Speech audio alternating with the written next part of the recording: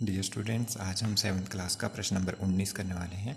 एक समद्विबाहु त्रिभुज बनाओ। समद्विबाहु त्रिभुज ऐसी त्रिभुज जिसकी दो भुजाएं बराबर होती हैं, जिसकी परिमिति DE रेखा के समान और ऊंचाई h के समान दी है। ये है ऊंचाई h और परिमिति ये है लंबी लाइन।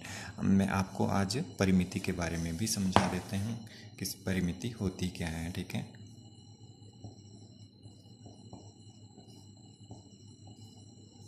ठीक है। तो इसमें हम लिख सकते हैं त्रिभुज का निर्माण करने वाली रेखा परिमिति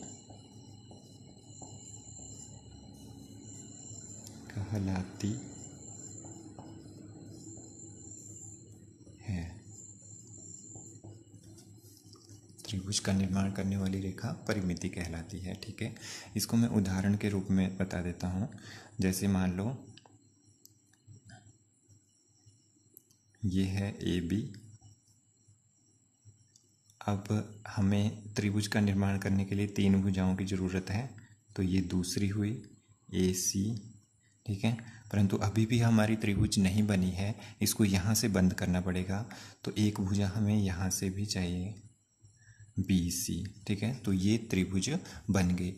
मान लो मैं ये जो BC भुजा है इसको खोलकर इधर लगा देता हूँ C, और ये जो ये AC भुजा है इसको खोलकर इधर लगा देता हूँ C। ठीक है, तो ये जो C से लेकर C तक की पूरी दूरी बनी, एक रेखा बनी लंबी, इसको इस त्रिभुज की परिमिति कहा जाएगा। यही दोनों भुजाएं खुलकर एक बाईं तरफ को एक दाईं तरफ को आ चुकी है। ठीक है, तो यही है परिमिति। आइए इस प्रश्न को करना हम शुरू करते हैं। परिमिति लेंगे हम एक लंबी लाइन, उसका नाम DE है।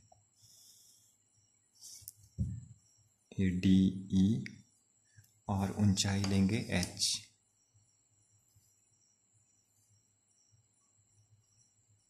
ऊंचाई।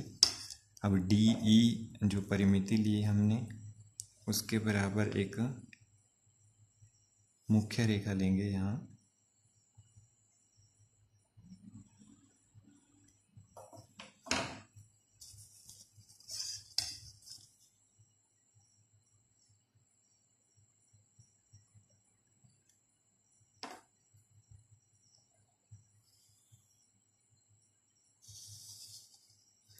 ये D और ये E।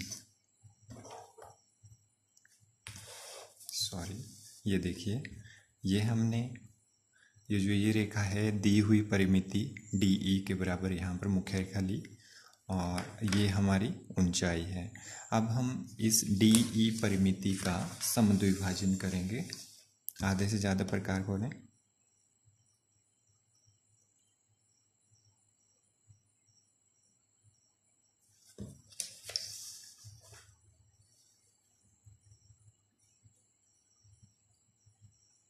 इस तरह, और उतनी ही प्रकार खुले रखें। E को केंद्र माने।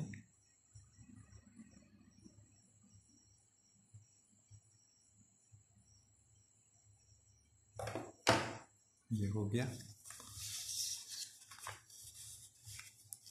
दोनों चापों को मिलाते हुए आप समद्विभाजन रेखा लगाएं।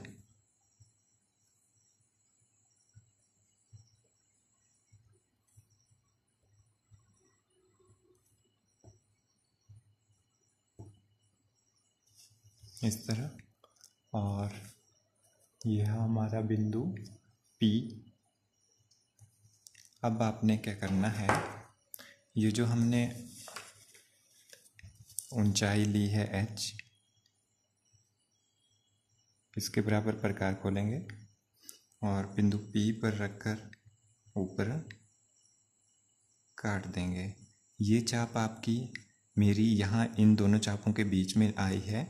आपकी ऊपर भी आ सकती है, नीचे भी आ सकती है, नो प्रॉब्लम।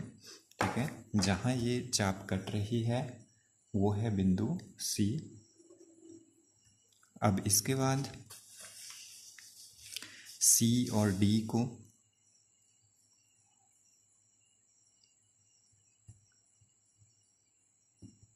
बिंदुदार मिला दें रचना की रेखा के रूप में इस तरह, और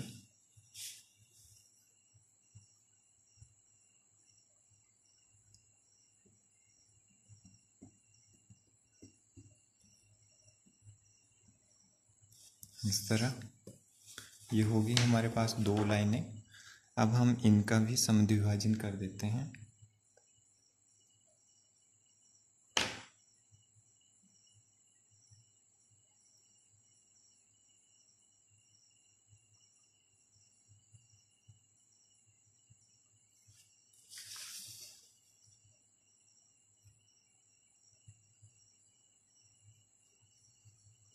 ये जो तिरछी वाली रेखाएं हैं इनका समद्विभाजन कर रहे हैं अभी हम, ध्यान रहे।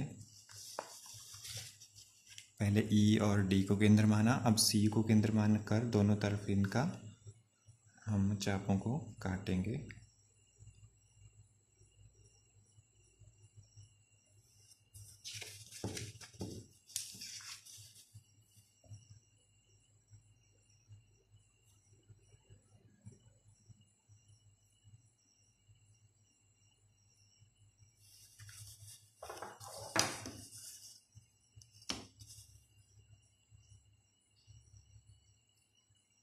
दोनों समद्विभाजनों की लाइनों को हम इस तरह से मिला देते हैं। ये हो गया, और इस तरफ को भी